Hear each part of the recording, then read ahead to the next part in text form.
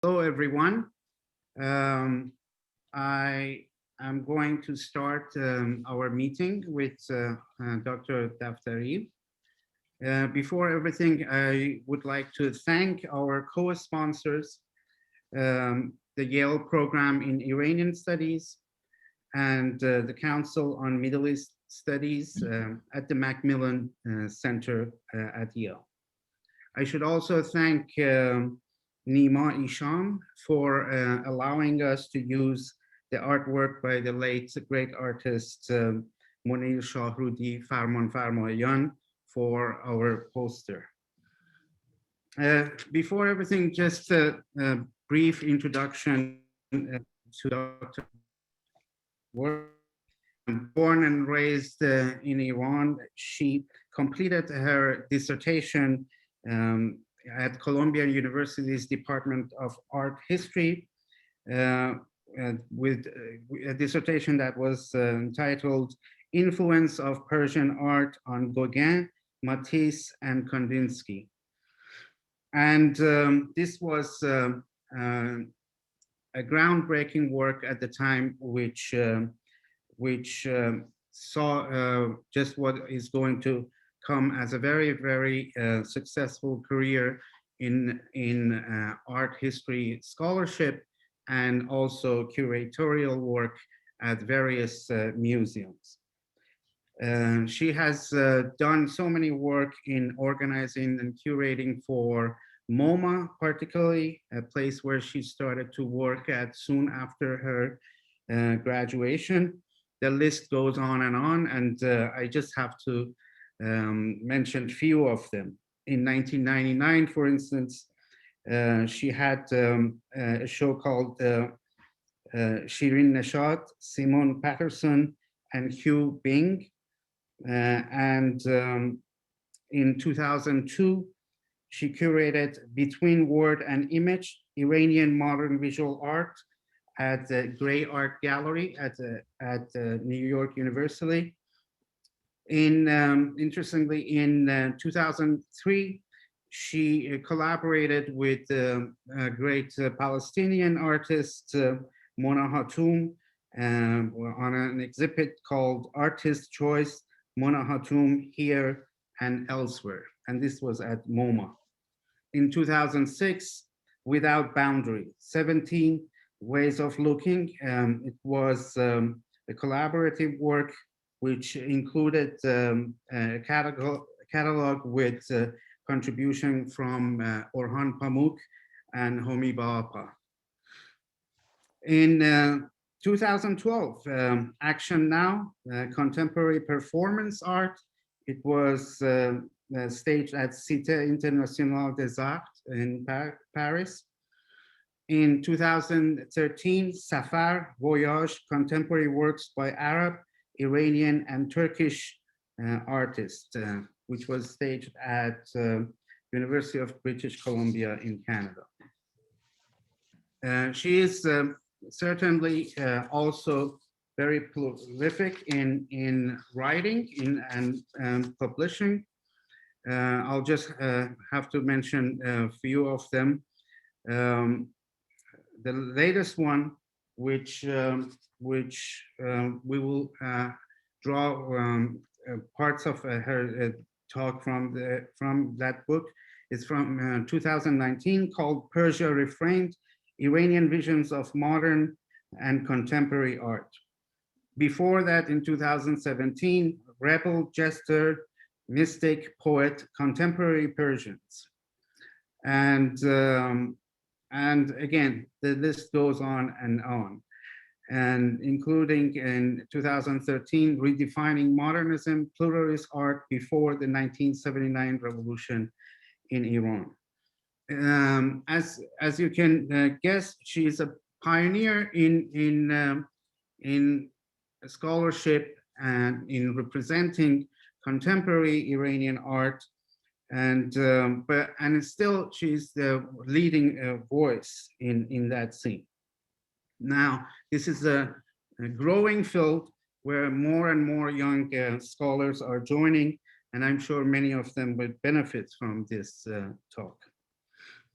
But it is also, I would say, a field that has potential for other forms of cultural production in Iran. For instance, in Iranian modern cinema, whether the pre-revolutionary new wave or the afterward. And I also would like to point out the potential that it has for some of the other debates around power and culture in general. So in addition to working on aesthetic modernism, because of her work, Dr. Daftari, in the international scene, in the museum circles and so on, I'm sure she would have a lot to tell us about the dynamics of that scene. This is again something that is growing in the last couple of years, with Iranian art finally reaching the international scene, and as a result becoming more and more commodified. This is a commodification, and so the forces of the state and control are there, but there are now also the forces of the market as well. And I'm sure she will tell us about her experience in that. Before anything else, again, I would like to thank her for accepting our invitation, and I'll pass on the mantle to her. Well, thank you, Dr. Honafishe. Before I start sharing my PowerPoint, I would like to thank Dr. Amonat for the invitation, and of course yourself for hosting this event, and your entire team.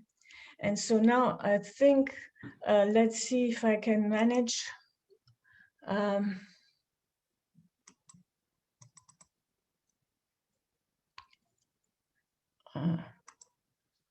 Okay. All right. So what you're looking at is the cover of a book, which is really the reason why I'm here today. It was published by IB Tauris and distributed by Bloomsbury. This book is not a survey. It's on certain areas of Iranian modern art before the 1979 revolution and the contemporary art of the past few decades. With its 6 independent essays, I delved into topics where I believe I had certain insights to offer. My presentation here today will cover certain fragments that I lifted from this book.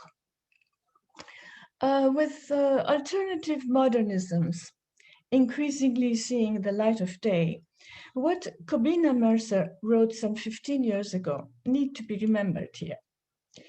He said, artists over the world responded to the changing conditions of 20th century life by approaching their work with a questioning attitude.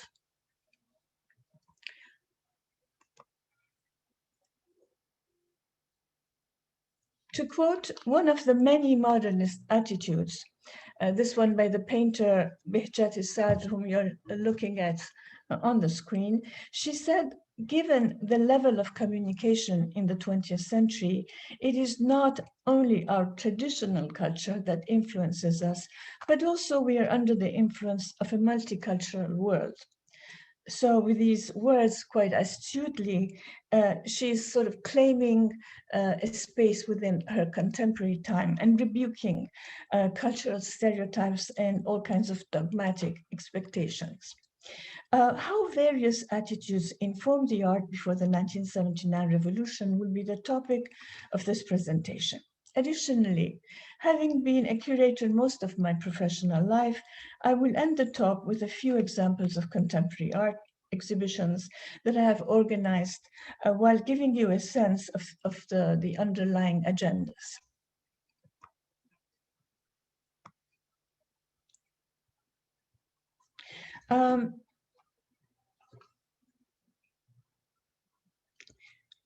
The history of Iranian art is still very much in its infancy, still in search of a language to articulate its own growth. Scarcity of scholarly publications is not the only problem we face. Wrestling with the terminology of art history, which is a Western discipline, is another. Historically speaking, the narrative on modernism, which was still in circulation when I was in graduate school, clearly reveals attitudes that resulted in the exclusion of non-Western art. That narrative on modernism was fabricated in the West, about the West, and for the Westerner as reader, spectator, and consumer. This narrative had powerful exponents. Clement Greenberg, for instance, the critic, was a prominent example. Alfred Barr, the founding director of the Museum of Modern Art, while in many ways much more inclusive than so many chief curators in major institutions today, was another one. To describe what this modernism meant at that time in very sort of simplistic terms, modernism was conceived as a march towards abstraction, along a trajectory that led, say, from post-impressionists up here, Cézanne, Gauguin, Van Gogh, Seurat, who preside the chart, to an art that only refers to itself, to the abstract expressionism in America, as Greenberg would have it.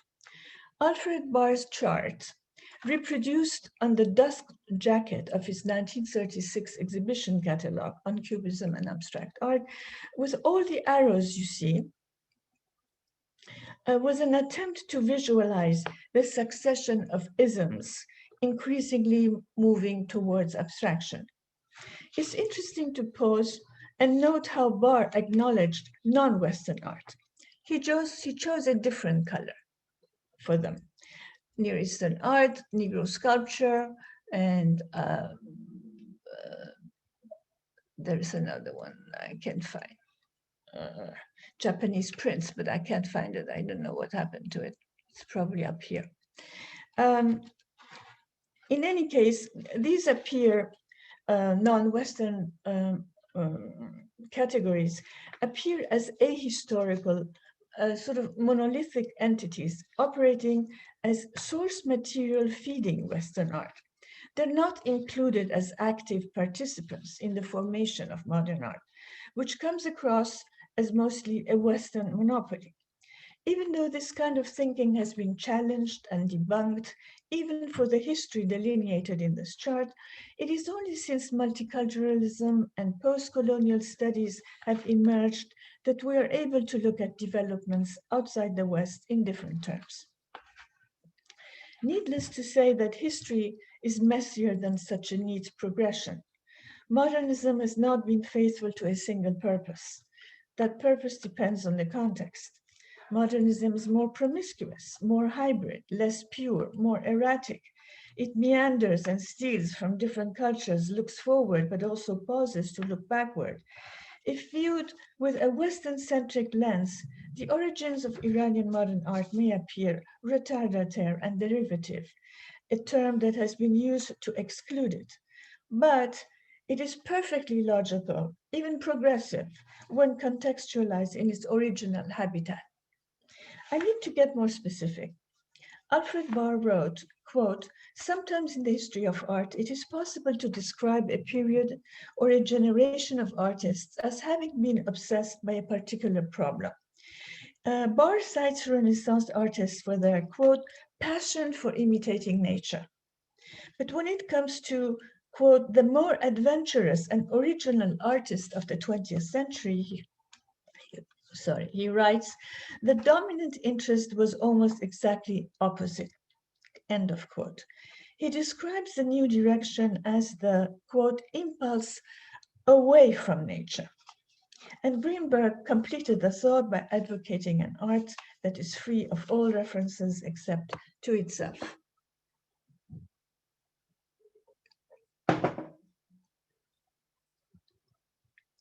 To test this opinion, I would like to compare two paintings created in very different contexts, but in the same year, in 1896.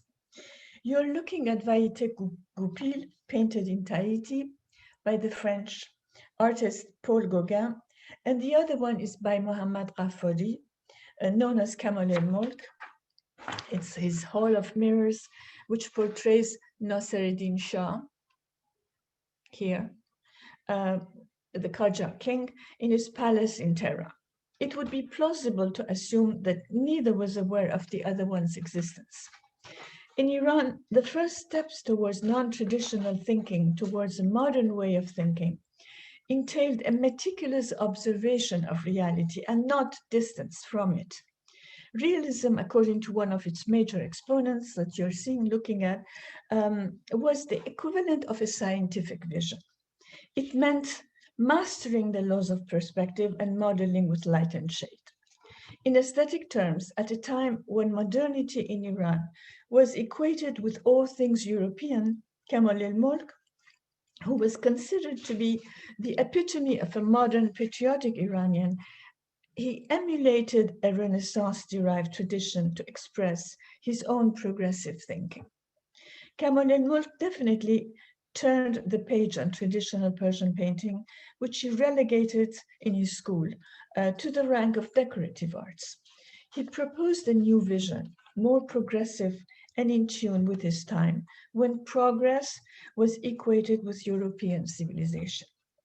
The verdict on him is not unanimous. Certain Iranian authors, such as Ruin Parkbaz, maintain that he was a pioneer of change for sure, and according to Karim Emami, he was the originator of modern art in Iran. Others view his work merely as the culmination of a westernizing trend begun in the Safavid period. I would ask, as uncomfortable as it may sound, can we apply the term modernist to him? Maybe we could, but only if we strip the term from the narrative presented by Alfred Barr and others, and take it to mean only as the aesthetics of modernity, at a time when European ways were synonymous with modernity and emulating them were not yet considered a sin. On the other hand, you have Gauguin, who was seeking alternatives to the representational tradition of the Renaissance. So in contrast to Kamal el-Mulk's Hall of Mirrors, Gauguin eliminates naturalistic space. He praised the arbitrary colors in Persian carpets, and his portrait here is compressed as if it were one motif in the flat decorative field of a carpet. Gauguin expressed his passion for Persian art in his often quoted statement, "Have always before you the Persians, the Cambodians, and to a small extent the Egyptians. The big mistake is Greek art, no matter how beautiful it is." The comparison of the two artists is instructive, not just for their formal differences, but also for their similarities.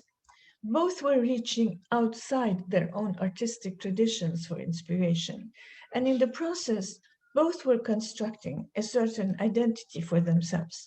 For Kamal el-Mulk, the model was an enlightened Iranian, that is to say, one who was open to European influences. For Gauguin, a self-exoticizing primitive, the ideal was anything but a bourgeois European.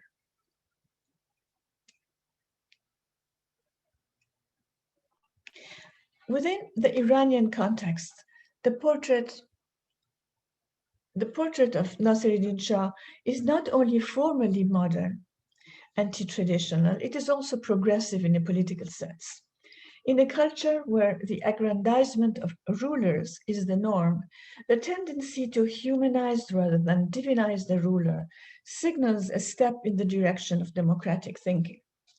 Instead of the emblematic and confrontational royal portraiture of the past, Kamal el-Mulk offers the minimized image of a lonely ruler reduced to his human dimensions.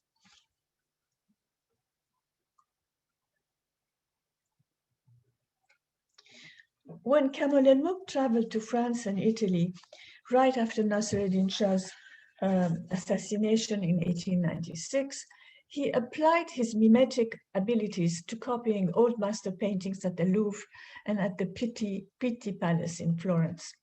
In his culture, a great copy was just as valuable, if not more, than a work displaying originality. Muzaffareddin Shah, who succeeded Nassereddin Shah, praised this painter's copies by saying, quote, "Verily, they did not differ from the original," end of quote. Now, should we define his art as a kind of old master modernism? We could characterize him as such while being aware that such terms keep us captive to imported terminologies.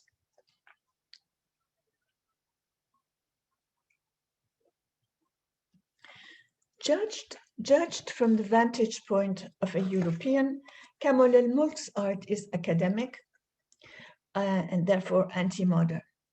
How about viewing Gauguin through the prism of Kamal el-Mulk? My guess is that Gauguin would have appeared to Kamal el-Mulk as unscientific. We looked at Gauguin and his 19th century Iranian contemporary. Now let's fast forward half a century to the post-war period and look at Jalil Ziapour and Manucher Yektai a bit later, who were each other's contemporaries. But Ziapour was living in Iran and Yektai had migrated to the US. Experiencing the 20th century in such different conditions, let's see what modernism meant to each one of them. And let us not forget that in the 40s and the 50s, Tehran and New York were totally worlds apart. Emami, who named Kamal el-Mulk as the first modern Iranian painter, went on to say that, quote, "Real modernism began with the return of foreign-educated Iranian artists from France and Italy. They were better suited to Emami's version of modernism because they resorted to isms considered modernist in the West. An example would be Ziapour, who had studied Cubism in France and imported it to Iran. After his graduation from the Pseudo-Beaux-Arts Academy of Fine Arts in Tehran, the Honarkadeh, Ziapour traveled on a scholarship to Paris, where he enrolled at the École des Beaux-Arts, and on Manucher Yektai's suggestion, he also studied with André Lotte, who was a Cubist painter. Some historical context may be necessary here. Reza Shah Pahlavi abdicated in 1941 in favor of his son Mohammad Reza Shah.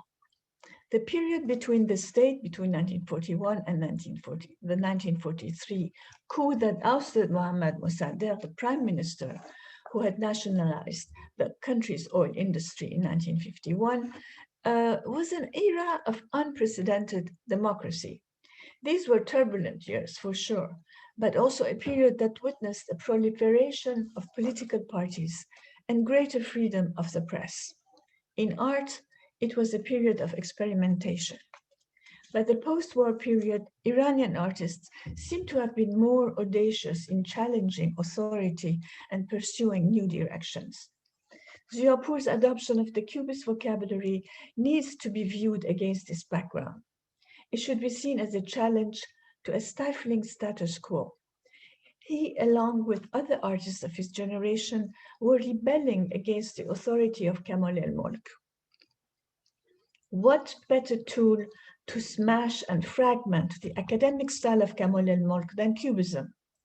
If Kamal el-Mulk represented faithfulness to nature, Ziapour resorted to Picasso, whose brushstrokes he compared to a, quote, machete which trims or prunes the forms and branches of nature, end of quote. It is also important to understand Cubism as a phenomenon tinged with nationalism. That's how it was promoted in France after World War II, when it was revived as a French tradition.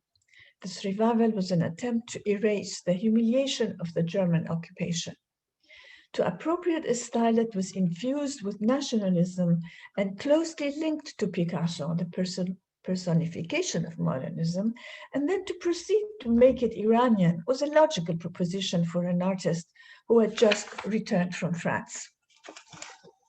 Once Ziapour returned to Tehran, he co-founded a society and a periodical called Khurus Jangi, Fighting Rooster, which became a forum for propagating his brand of modernism. You see the logo of the periodical designed by him here on the screen.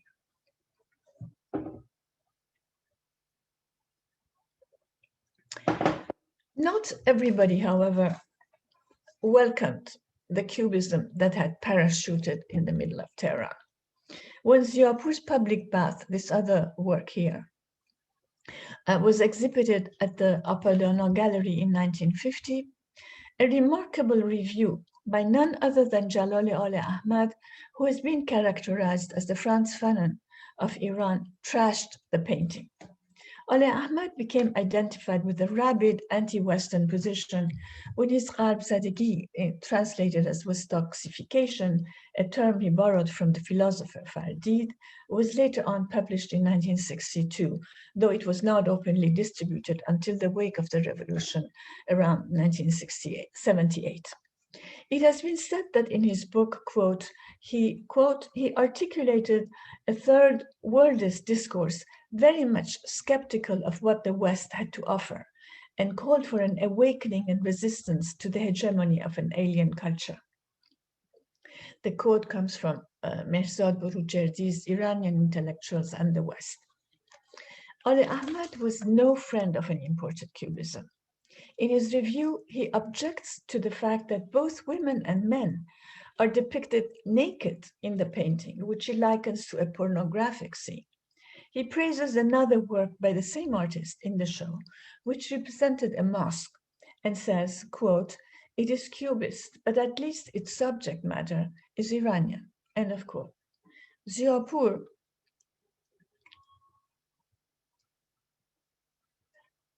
was an artist who lived most of his life in Iran.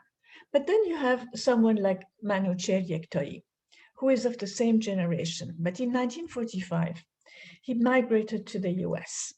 Before that, he had studied at the Hunarkadeh along with Ziapour, and that's how they knew each other.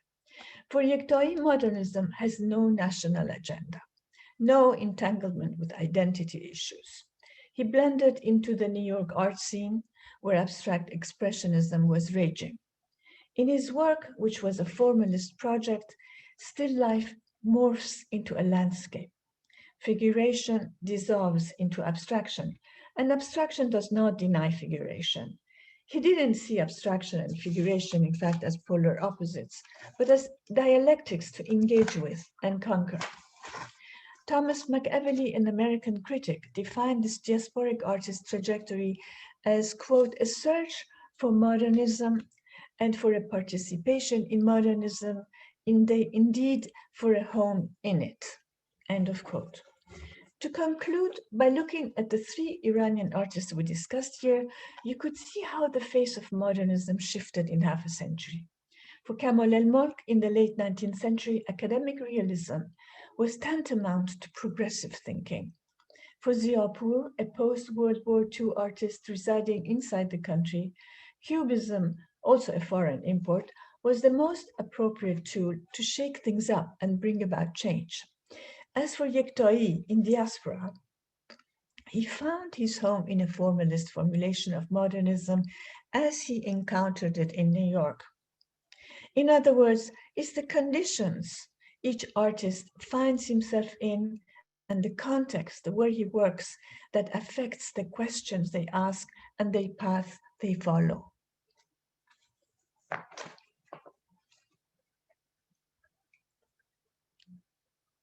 By the early 60s, the enthusiasm for imported expressions reaches a critical point, and the gaze finally turns inwards towards a newly discovered and previously untapped visual culture of the working class. In 1962, when the third Tehran biennial opened, there had been 5 biennials from 58 to 66. So when the third biennial opens, the critic Sirus Zoka, he blasted the westernization that was gaining momentum in art and society. Separately, Al Ahmad had done the same with his book Gharbzadegi. Zoka said, quote, "Our account is separate from the West. No copy is better than the original." But in the midst of the cacophony, Zoka detected a quote-unquote familiar message.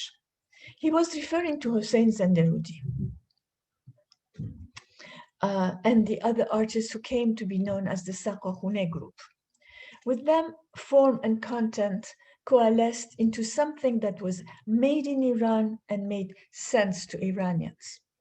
Zenderoudi, along with a few other artists, all of them male, had spontaneously brewed a culturally specific modernism, which in 1963 Karim Emami baptized as the Saqaqoune school, a term that evokes the objects found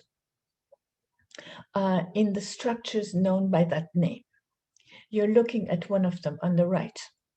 These shrine-like structures are found in bazaars and in the less affluent corners of the city. They used to dispense water to passers-by, and they have a religious connotation, harking back to the Battle of Karbala in the 7th century, a historical landmark for Shiite Muslims. The severed hand which adorns such structures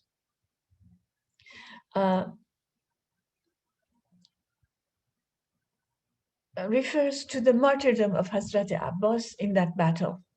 This is one of the motifs you will find in the works on paper you are looking at on the screen.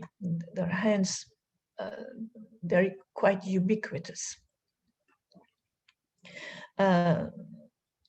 Zenderoudi on the left, what he does is that he attaches the hand of Hazrat Abbas, emblematic of Shiism, to the Star of David and to a baptismal bowl. So what you get is together they signify the unity of the three monotheistic religions, Islam, Judaism, and Christianity. The text that encircles the image is not drawn from any religious text. It is whimsical and deliberately nonsensical. It is important to note that it is secular. Next to the Zenderoudi is another work on paper by Pilara, this one, who combines the hand with standards carried in religious processions, these standards. Here I'm showing you another work by Pilaram, and you see again sort of a schematic rendition of a standard. Here you see the actual procession, religious procession, using the same standards. He also included the two-pronged sword, which is an attribute of Imam Ali. It's unclear why it's called Masks of Isfahan. These two works were acquired by the American collector Abiwid Gray, who donated her collection to New York University's Gray Art Gallery. Stylization is the hallmark of the Saqaqoune aesthetics. In that vein, Qandriz, a promising artist who died in 1965 at the age of 30, juxtaposes the hand with elements derived from Western arts and pre-Islamic Iran. Here, for instance, you see another of his works where he's influenced by Luristan bronzes, pre-Islamic Luristan bronzes. And also the stick figures here, abbreviated figures, come either from clay or Miro. And then you have the hand, Luristan bronze, like here, and then the finials, Luristan bronze.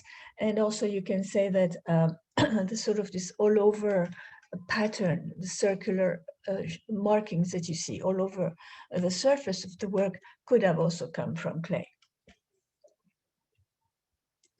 I would like to note here that we're dealing with artists who are rooted,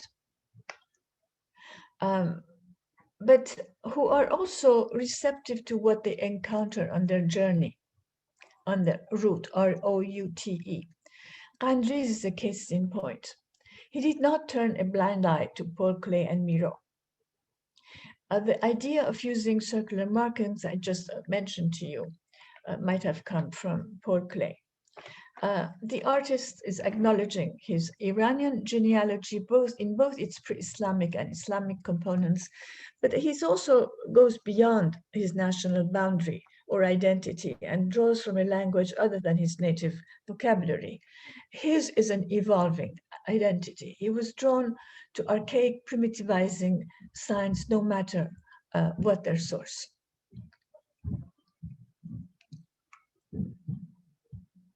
I'm also showing an anthropocentric sculpture by Parviz Tanavoli, where the hand of Hazrat Abbas stands for its head and the lock for its genitals. Tanavoli was instrumental in the formation of Sarwahune, in the sense that, along with Zenderudi, he scoured the city and located the sources that found their ways into the Sarwahune iconography. His interests leaned toward low-tech objects, such as locks, doorknobs, faucets, and popular prints, which he collected. Tanavoli's studio, the Atelier Kaboud, became an exhibition space and the breeding ground for the movement. This sculpture dates from the 1970s, which is way after the demise of Sarwahune, which was a short-lived movement of the early 60s, from 1961 to about 1965. In view of post-revolutionary readings of Iran, it is important to stress that even though you find religious iconography in their works, the Sarwahune artists were neither Shiite militants, nor did they harbor any antipathy towards the West, from which they absorbed a great deal. They were not under Ale Ahmad's influence either. Ale Ahmad too did not seem to be enthusiastic about them. He mocked Zenderudi, for instance, saying that he engaged in witchcraft. Of all the Sarwahune artists, Zenderudi was the only one drawn to religion, but in its esoteric version. For the others, religion was a private matter. In adopting the visual language of the devout working class who participate in religious processions and rituals, in their interests in the mundane, the ordinary, which they expressed with their use of humble media, like, for instance, paper instead of canvas, scrap metals, as you're going to see, and not marble, I believe the Sarwahune artists should be revised as having had an anti-elitist, a class-conscious political message different from the regimes, which tried to downplay the culture of the dispossessed. The artist proceeded without any sloganeering or any militancy. And this is my interpretation. Since Tanavoli's interests are, excuse me,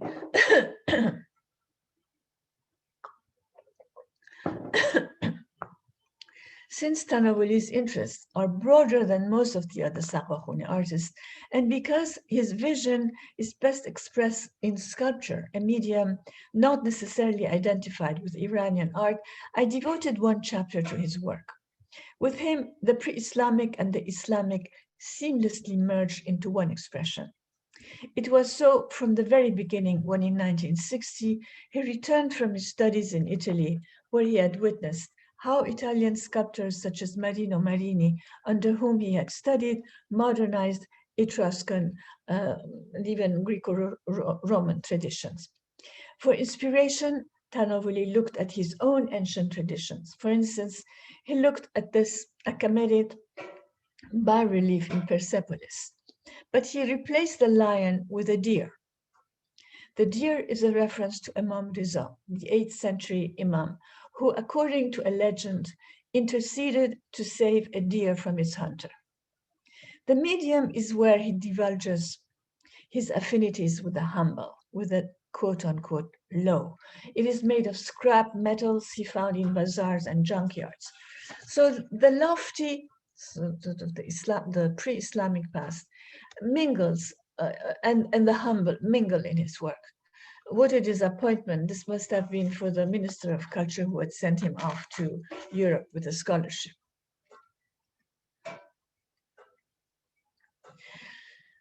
Pluralism characterized Iranian modernism. Saqakhune in Iran, Saqakhune in Iran, conceptual on the left, Conceptual Art by Sia Armajani in Minneapolis are some of the examples on the screen. That was the subject of Iran Modern, an exhibition I co-curated at Asia Society in 2013. This exhibition highlighted the major artistic currents before 1979. You also had abstraction. You could see abstraction, for instance, here, Monir Farmoyan's works, or figuration with works by Bahman Moasses. In my book, however, I was much more selective. For instance, I devote one chapter to the theme of abstraction and dispute a certain simplistic understanding of it that was prompted especially after the 1979 revolution. In this presentation, I will point how in the 60s and 70s, artists, aside from the Saqakhune, devised their own idiosyncratic modernism. You're looking at four major abstractionists here, all born in the 1920s and who have all passed away by now. I discuss them and many more in my book and at great length. But even from these examples, one can see how diverse the works are. I believe that the struggle to acquire individuality in a culture prone to crushing it is just as important as highlighting collective civilizational affiliations. The misconception about abstraction by some Iranian authors is that all abstraction was subservient to European models and to the regime's agenda of Westernization. For example, one anonymous author writing in the catalogue of the first exhibition that was mounted at the Tehran Museum of Contemporary Art right after the revolution condemns abstract art for being art for art's sake, a Western import, and complicit with the Pahlavi agenda. In my book, I demonstrate how much more nuanced the narrative could be and how abstraction could be infused with a whole spectrum of ideologies, including the political and the Islamic worldviews. Because of our time restrictions, I'm only able to focus on two of the artists that you're seeing here, on Monir Farmoyan and Marcos Grigorian. Let's first look at Farman Farmoyan's source. Here you're looking at Shah Cheragh, a shrine in Shiraz, which inspired Monir. Its mirror work dazzled her. She said, quote, I imagine myself inside a many-faceted diamond and looking at the sun. Farman Farmoyan divorced the mirror work technique and medium from its architectural setting and turned it into objects that straddled the two categories of painting and sculpture. The roots of her modernism were embedded in a Persian tradition, but she also veered from it. As she said, I made classical mirror work modern. After her studies in Tehran, she left for the US, where at the Parsons School of Design in New York, she studied fashion illustration. Then she worked as a graphic designer. She returned to Iran in 1956. Given her interest in tribal jewelry, in folk art, painting behind glass, and Islamic architectural decoration, she approached her own work without any prejudice against decorative arts.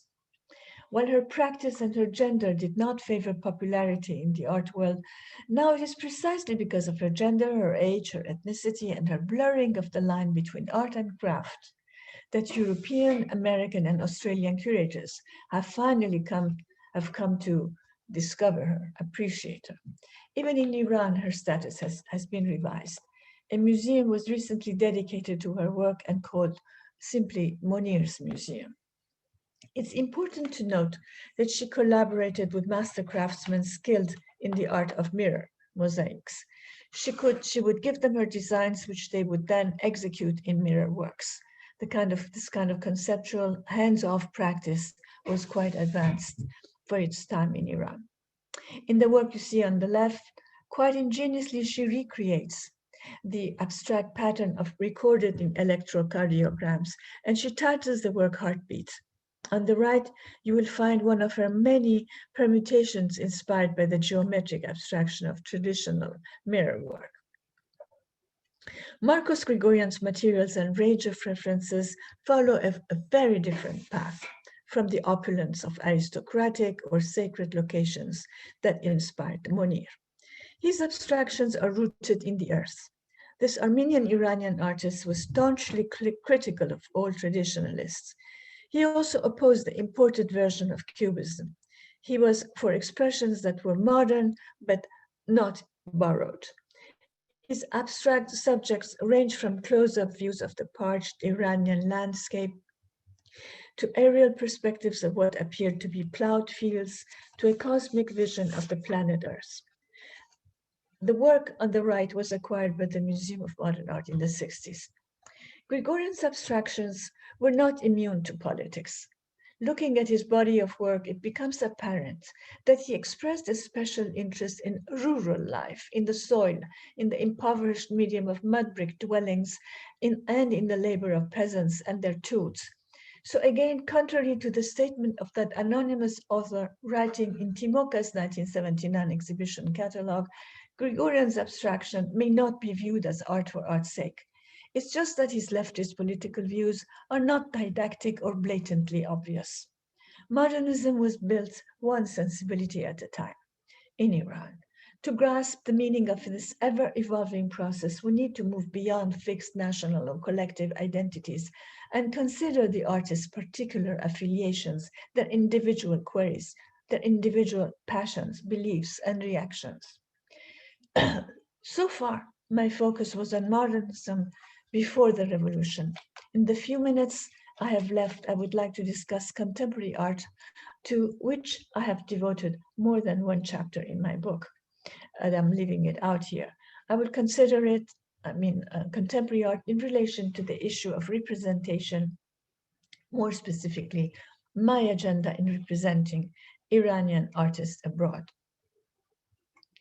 At MoMA, where I worked for about 21 years until 2009, there were no curators in charge of Middle Eastern, international, or global art, or any such thing. The museum insisted its acquisitions were not based on geography.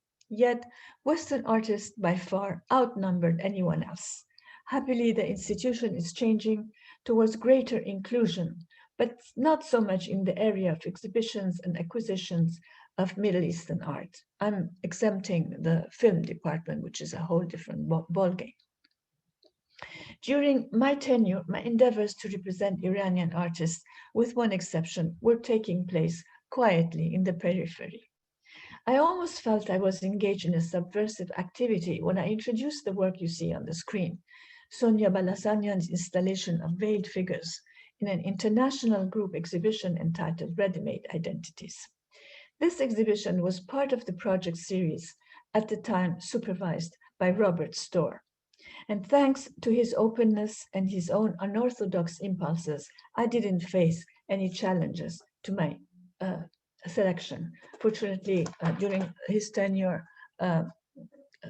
Robert Storr was so prolific and open-minded that he was able to put the project series on the map of consequential exhibitions.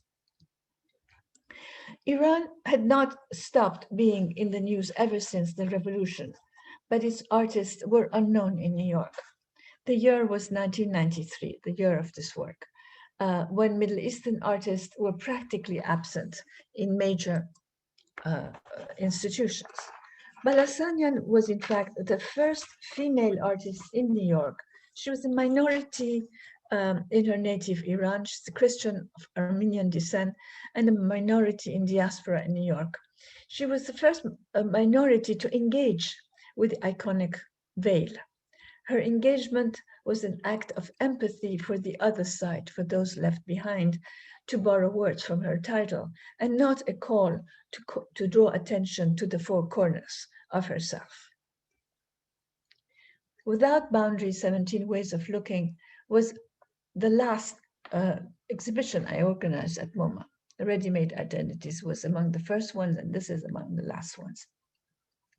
The selected artists, with two strategic exceptions, came from the so-called Islamic world and lived in diaspora, 5 out of the 17 were of Iranian origin: Hushiari, Kami, Neshad, Satrapi, and Shahbazi. Mounting this type of exhibition is highly hazardous because you are playing with stereotypes and preconceptions. But as a curator at MoMA, I knew full well that in 2006, the artists I had selected would not get a better chance to individually enter that museum via, let's say, personal retrospectives. Only 10 years later, in 2016, did one and only one of the participants in my show get the first and so far the last retrospective a Middle Eastern artist has ever received in that institution. And I'm referring to the Lebanese-born Walid Rad. My first concern was to highlight the sheer number of highly accomplished artists and underscore their diversity, each one with his or her own socio-political and aesthetic affiliations. In fact, I believe they did not belong together. With this exhibition, I was also noting the increasing wave of artists who were migrating from their native countries to the West. The process of conceptualizing the exhibition became a tricky proposition. One of the first concepts I came up with was to represent the artists as the new messengers of art after Orientalism, an art no longer subscribing to Alfred Barr's chart, an art that is no longer passive and residing in the past, from where it is inspiring the true creators of contemporary art. The conversation did not go far. The proposal that did go through followed internal conversations about the art being Islamic or not, the title of my essay for the catalogue. Iranians, more than anyone else, repudiate this characterization of contemporary Islamic art. Those who have studied Islamic art have mixed feelings about it, at least some of them. Having resisted it, I am glad to see that the fever for its use is subsiding. I picked tropes in this exhibition without boundary, closely associated with stereotypes of so-called Islamic art. For instance, calligraphy or text, carpets, manuscript painting, and argued how they had been subverted or contaminated. I did not escape misunderstandings. And if critics believed that I had failed to resolve the Islamic issue, the reason lies precisely in the strategy I chose. I mean, the strategy of appropriating the language of what I was denouncing. Without boundary was my Trojan horse. Then after that, after leaving MoMA, I was again invited to organize an exhibition of Middle Eastern art. The invitation came from the Museum of Anthropology at the University of British Columbia in Vancouver. I was expected to mount an exhibition of calligraphic works, but instead I turned to a universal theme, the theme of voyage or safar.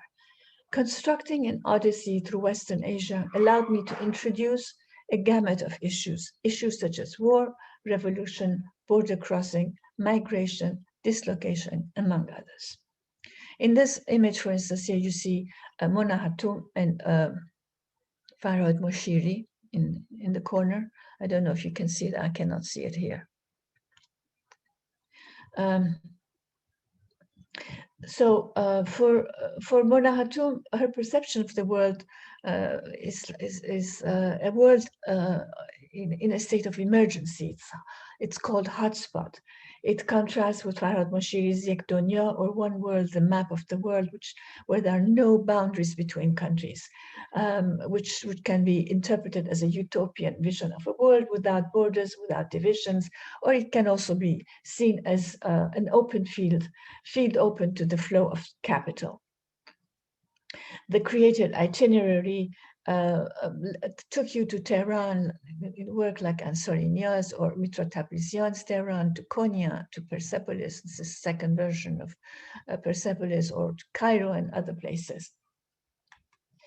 And then a very different exhibition I organized was an exhibition of performance art. Took place in 2012 at the Cité Internationale des Arts in Paris. All the artists were Iranian. With this exhibition, I wanted to bring attention to performance art, which is a practice not readily associated with Iranians. You can see Amir Baradaran here, Barbad Golshiri, Amir Mobed, and Neda Razavipur, her self-service. All the performances were new commissions except for Razavipur's self-service. My agenda here was, which like always has been to challenge and expand the definition of Iranian art. And we get to the last exhibition I'm going to just mention, Rebel Jester, Mystic Poet, an exhibition of contemporary Iranian art drawn from Mohammad Afkhami's private collection. There were 23 artists in this traveling show. The exhibition opened at the Aga Museum in Toronto in 2017. It traveled to the Museum of Fine Arts in Houston, and if it all goes well, it is supposed to open at Asia Society this coming September. The title is self-explanatory in the sense that it highlights certain facets of Iranian identity, Iranians being rebels, jesters, using humor, mystic, and poets. I'm not going to say much more about them, as I hope you'll be in New York to see the show. Thank you.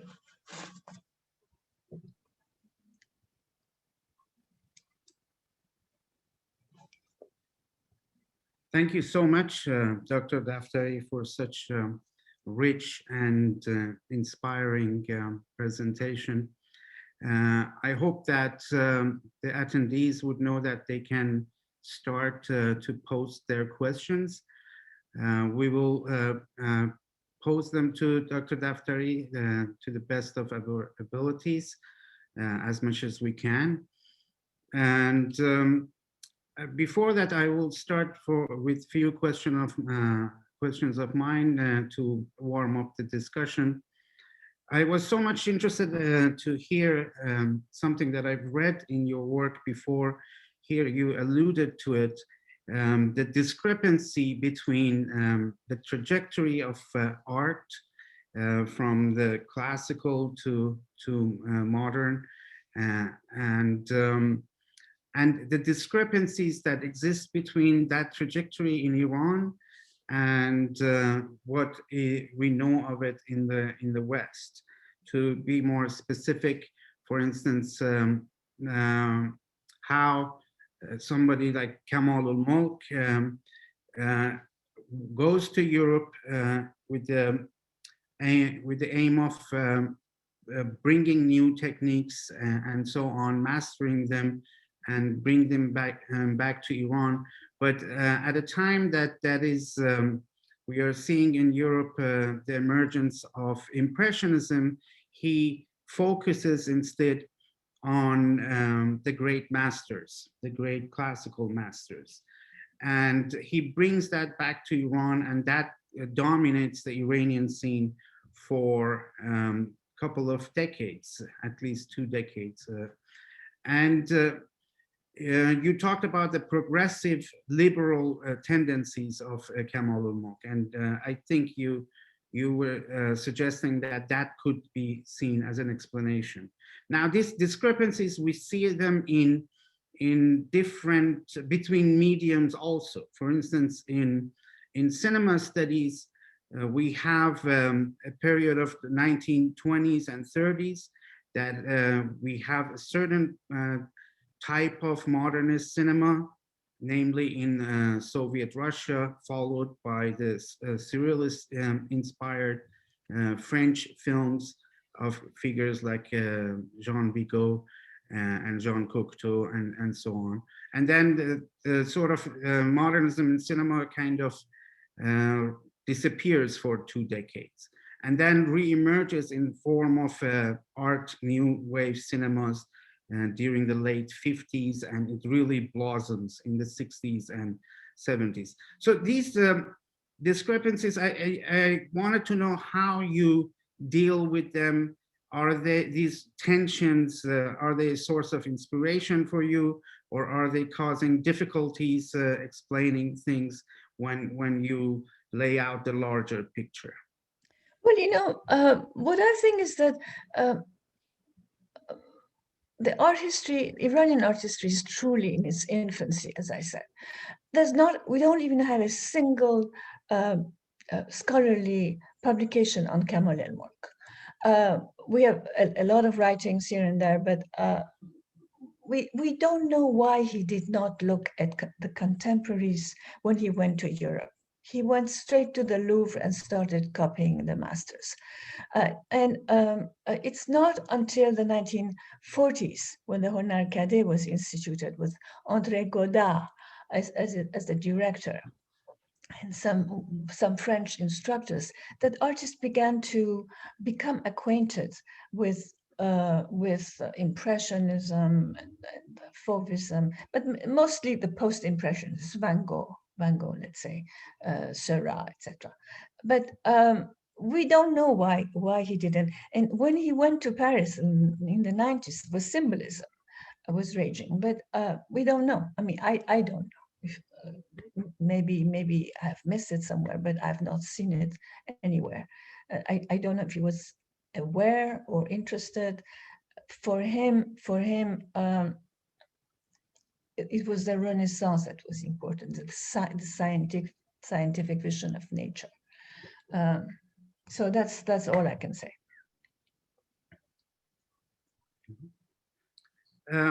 Also, another question more related to your work as a curator. You pointed out how you felt earlier on, particularly that you were working on the margins of a great institution like MoMA, and you almost felt like you were carrying out subversive work. And this is something that, again, we feel it in cinema studies too. The great Iranian films of the 60s and 70s, they were coming to the festivals in Rome and in Cannes and Berlin, but somehow they didn't find their way in the canon of the international art scene. So they were seen, they even would get awards, but then they were not entered in the authoritative accounts of the international art cinema. So this is like a sort of a ever-present issue. And I wanted to know your reflection on why that is, you think. Well, in the early 90s, when I showed Sonia Balasanian, Middle Eastern art was totally absent in major institutions. It's not until Shirin Neshat came to the scene that people became interested in the art from Iran, at least. I don't know what, I mean, there have been many different interpretations of why that was so. Some have said it's because it was exotic, others have said because it was eye-catching, others, they said because it confirmed some of the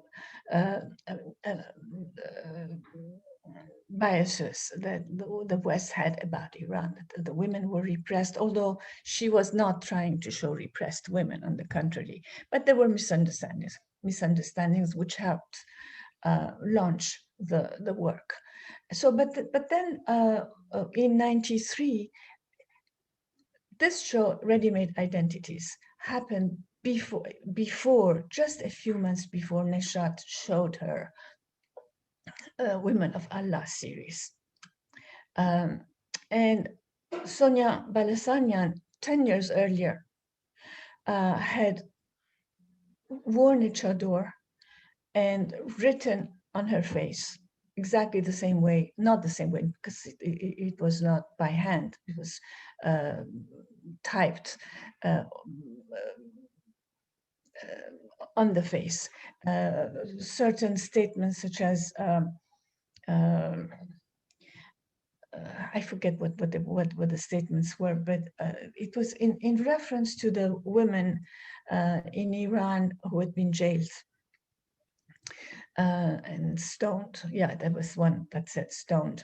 So with her, it was an empathy towards women who were suffering. But that was in 83. It's not until 10 years later when Nishad comes along. And this is something that art historians need to keep in mind. And so when I showed her work, women were wearing a veil. This was shocking at the time, and even some Iranians were very uncomfortable that I had represented Iranians with a chador. And the museum was not at all. Institutions in general, museums in general, they really don't like, at least in this country, they don't really like to get into politics. And so the veil is something where it just takes you there, takes you to politics. And so in that sense, I was feeling a bit of a subversive, showing veiled women in the middle of the Museum of Modern Art, which does not deal with the Middle East, which does not deal with politics, with veiled women, and a very sort of charged subject. Thank you. And of course, not dealing with politics itself is a political issue. I would start bringing up some of the questions that are coming in, and I encourage the attendees to send more of their questions. There's a question by Adriana Bates. It's very specific. It's about the logo of the Fighting Rooster group, and she wants to know what was the medium behind the original image. What was it made of? Was it an oil painting? This was an illustration on the cover of the book. I don't know how it got transferred to the cover. I really don't know that. And that was like a sort of a pamphlet kind of a book that they published, it was a periodical, right? It was a periodical, yeah, a pamphlet, yeah, very sort of came with their manifesto and so on, right? Yeah, with all the writings sort of propagating proselytizing for Cubism. Yeah. Sima Khademi asks, it would be interesting to hear more about the use of whimsical and nonsensical use of language and words in Persian art. Yeah, well, that's quite prevalent in the works of especially one artist, Zenderudi. He has a 10 or 15 meter work, which is unbelievable. It's in the collection of Tanawali. It has never been seen. I was hoping to show it in Iran Modern, but there were too many problems bringing works over from Iran at the time, and so we didn't. But the language that he uses is very popular, very sort of Fereshteh, the names of dishes and nursery rhymes.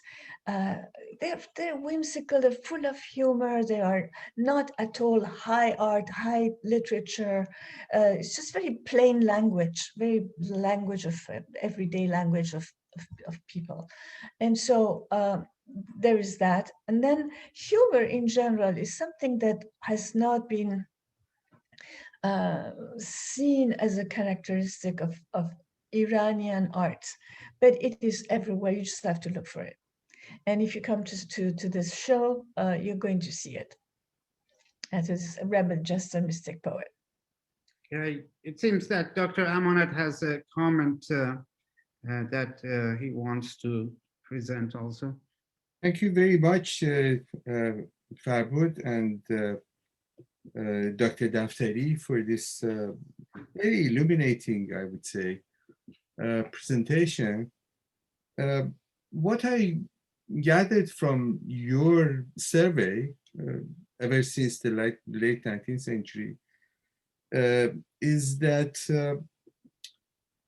there seems to be some kind of a search, some kind of a struggle, probably even better term than a search, for an artistic identity that goes on for almost a century and probably even longer. If you look in today's Iranian art, and it seems to me that by identity, I mean that there is an attempt or a struggle to present the art in the form that it was not the purpose or the function of it in the past. Namely, if you look at the 19th century great artists, including Kamalul Mulk's own uncle, that is Saniul Mulk, is probably the greatest artist of the 19th century, in my view. You can see that the process of moving away from mediums with a kind of a functional side into them, you know, painting pen boxes, pen cases, the mirror boxes, or cover of the books, and all kinds of other mediums such as this, mostly in lacquer work, toward the kind of a production that it's really modern, in the sense that you present something to in the form of a painting that should be exhibited on the wall or eventually in the museums. This was a pretty difficult task to achieve, because the tradition probably was not as extensive as it was in Europe ever since the Middle Ages, if not earlier. So my question to you is this: how far do you see a success in this kind of a journey towards presentation of modern art by the Iranian artists, since you, as you yourself pointed out, it's easy to criticize this art as being Orientalist, or it's kind of an attempt to try to appeal to Western taste, if not to Western markets. Even in the Saqakhane, which had taken so much of attention of that generation, I remember from my own youth going to galleries all over Tehran in the 1960s, and this was the dominant form of art. This kind of an presentation of what they would define it as an indigenous Islamic, so to say, presentation as being the genuine form of Iranian art. I mean, that could also be taken as some kind of a dominant Western narrative that defines this artist by making them think that they have to go and find some kind of an indigenous art, and the indigenous art is where is in Saqakhane. Particularly Tarovali, who was by the way, my own teacher. So I have a great respect for him and his work. But at the same time, I cannot avoid seeing this side, that you go to Saqakhane because you are in search of a sculpture and making a tradition of a sculpture, which may be there in a kind of a very nativist form, but turning it into something that you would present the modern notion of art seemed to me still a process that has not been resolved. I would like to hear your thoughts on that. Well, you know, for Saqakhane, I really think that this was an anti-elitist movement. This is my interpretation. Because it's all about the vernacular, about the mundane, about the everyday life of regular working class people. Exactly what the regime was trying to sweep under the carpet. So I see it more as a struggle to assert who they are, their positions in society, their social position in society.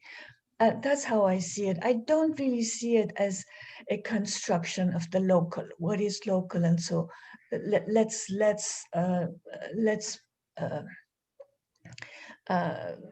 be different. Let's be different. Let's be ourselves. I don't know me. I don't see it that way.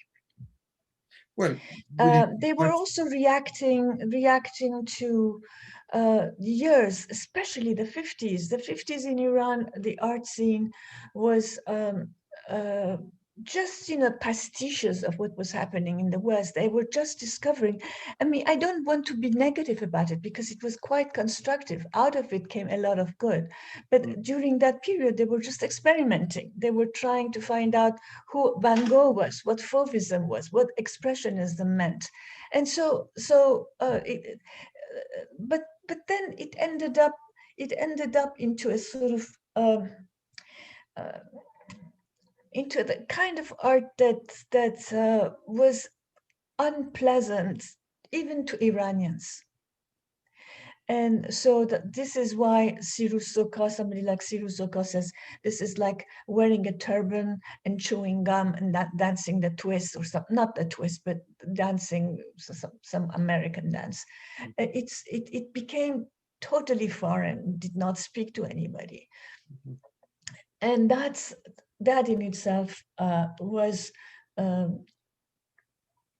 it encouraged Iranians to think of who they were, what they were. They did not need to look outside of themselves.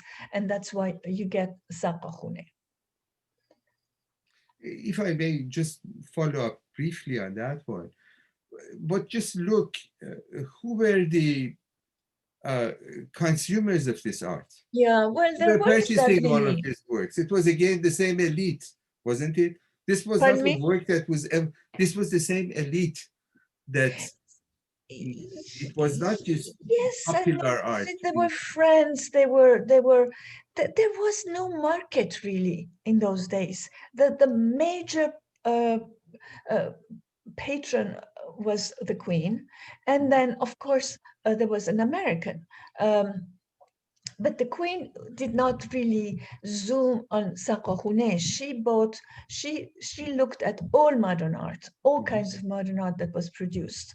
So it's really wrong to say that the Saqakhune was privileged by the regime. It wasn't so. And she was looking at a whole spectrum of what was being produced. And there were no collectors.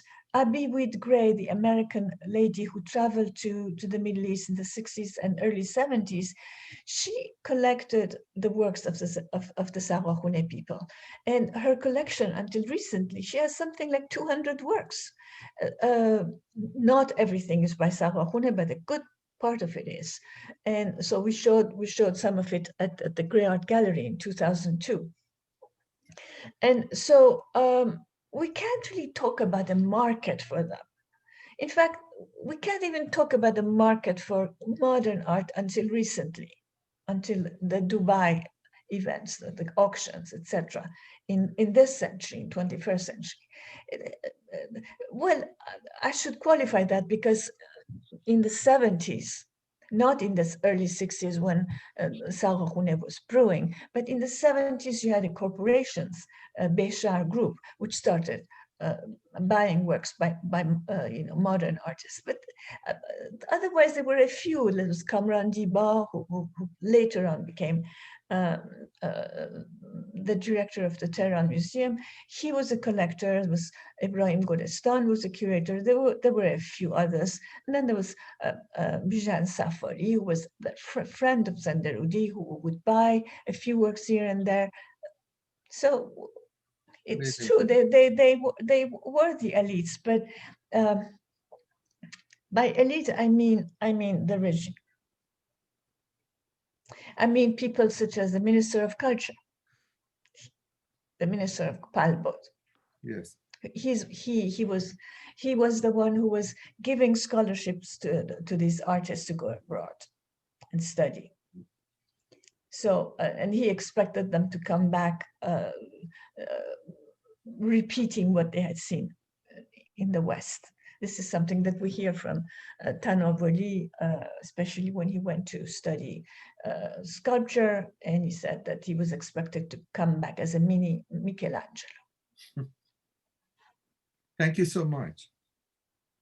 So thank you again. I think your interpretation of a class dimension to the Saqqakhane art is a very bold intervention, and this is like a very original idea.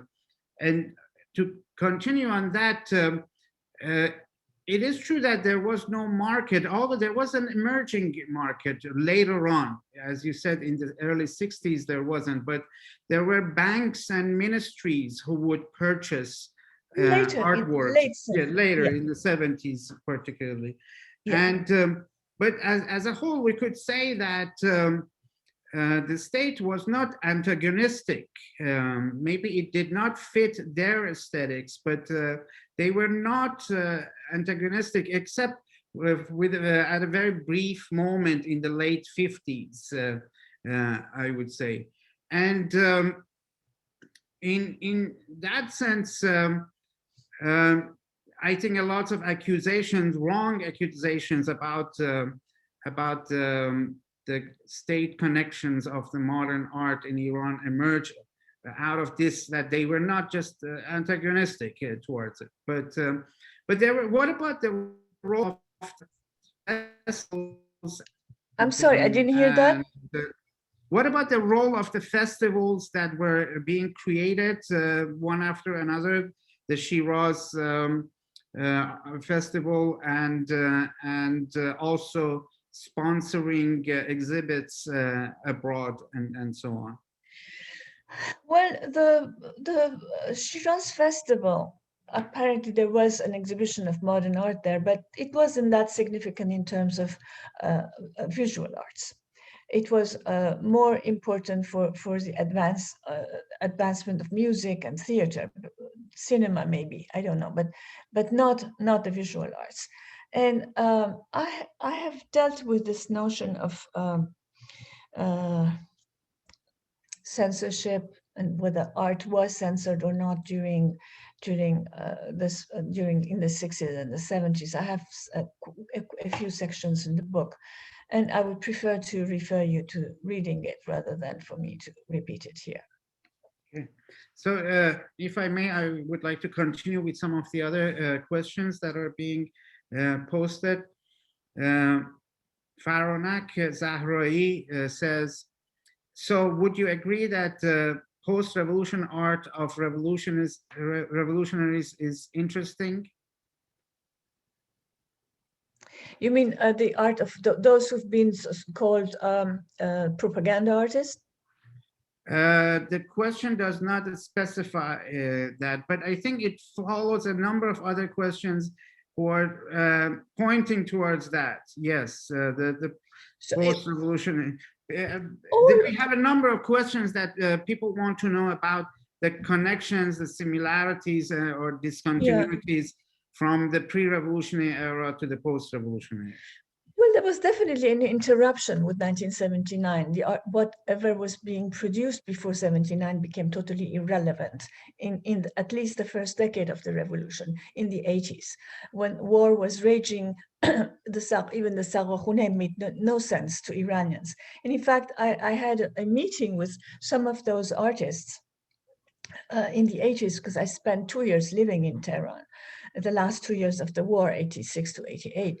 And I met them. They were affiliated with Jose, what is called the Jose Islami propagation of Islam. And I said, you've turned to figuration, which is a Western import. Why haven't you built on the Saqqakhane findings? And he said, they told me they didn't believe in boundaries, that Islam was about an ummat, a community, not necessarily a nationalist. They didn't have a nationalist view of it. And so That's one thing. And then, what was the, yeah, and in general, to me, all art is interesting, even when it's bad. I mean, are we talking about quality, or are we talking about what it tells us about the times? If we talk about quality, then, that's a whole different ballgame, in fact, I do believe in quality because I've worked at MoMA for 21 years. I can't disregard that. Quality has been used to sort of exclude a lot of people. But when it's used to include them, then I'm all for it. So perhaps you can tell us a little bit about one of the artists you cover the most, Mr. Tanovoli. What happened to him in the first 2 decades after the revolution? Well, he was completely lost. I'm not sure, but I think I'm not sure. I know that eventually he left for Vancouver, but the first decade, I don't know if he was still in Iran or not, but I don't think he was doing anything. Like most people, they got purged from their position at the university they were teaching.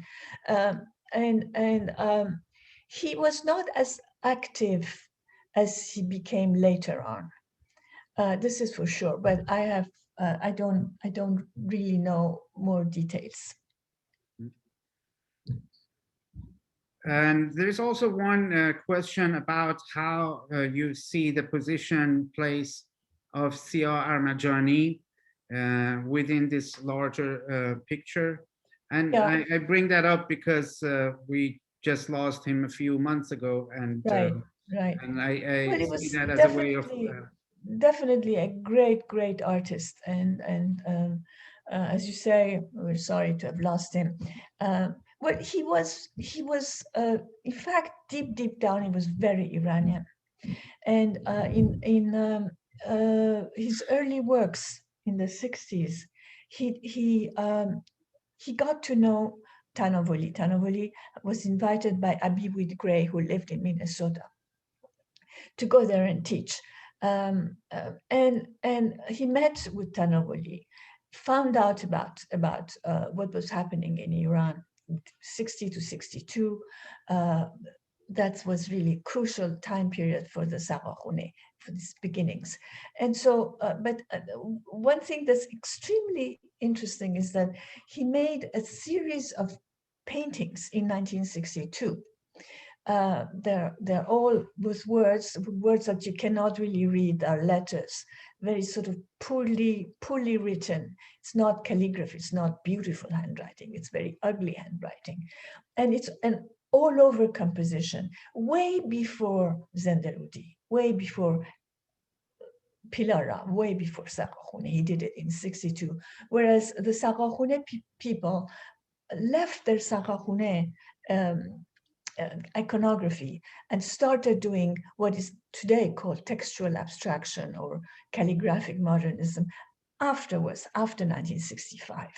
But Armajani was already doing it in 62. And then he returned to this kind of writing later in his life. In the very last few years of his life, he started writing. And in all his works is also very, very much, it's in his chemistry, in his DNA, his Iranianness. Even his architecture, often this sort of, the perspectives are collapsed. They're like perspectives you find in Persian miniatures. But he was really engaged in conceptual art, something that did not really translate well in Iran, or it did not somehow reach Iranians that much. There was a group called Azad, the Guruhe Azad, with me and Grigorian, and a whole heterogeneous kind of group. Even some Sarahune joined them. They started exhibiting, works and finding out about. In line with conceptual art in the 70s, but not as much as let's say what Armajani was doing in Minnesota. So we are nearing the end of our event. I thank you again so much for the wonderful Thank you. presentation. We definitely need your work. The work you have done before is a source of inspiration for us, and we look forward to more work that you're going to present. And hopefully, since it is a growing field, since it is facing so many challenges, we need your voice to be there, and we really appreciate that. And I would like to invite Dr. Amanat to see if he has any final comments. Well, thank you so much, Dr. Daftari. Thank you. This is one of the few occasions that we had a chance to cover a very important and mostly ignored area of contemporary Iranian art. And certainly your work is a very important contribution to a better understanding of how it has evolved over a period of a century. And how does it, I think probably the task would be to try to see how in a bigger picture of Iranian artistic or pictorial presentation that goes back for so long in history, where this modern component fits into the bigger picture, which by itself could be quite interesting. How many of motifs, how much of the subject matters tend to be reproduced in modern times or not. So by that, I just would like to thank you again for Thank giving you. your time. And also there is a set of questions that I understand there wasn't enough time to deal with them. The only thing that we can do is to direct them to you, so you would be able to probably respond to them personally if you wish Sure, to. I'd be happy. I'd be happy if you send them to me. I will respond to them directly. Thank you so much. I appreciate that and looking forward to read your book. Thank you. Thank you. Dr. Van Thank you. Appice, yours. Once again, thank you, and I hope this collaboration will continue. Hope this monstrous epidemic will move away, and this by itself was one of those calamities of the modern art brought into the real world, it seems. And hope it will end, and hopefully Yale will continue to have a dialogue with you, and maybe we'll see you one day curate programs for us here. Once again, Thank you. thank you. And Thank you. Thank you. I'm the one who has to thank you. bye then. Bye-bye.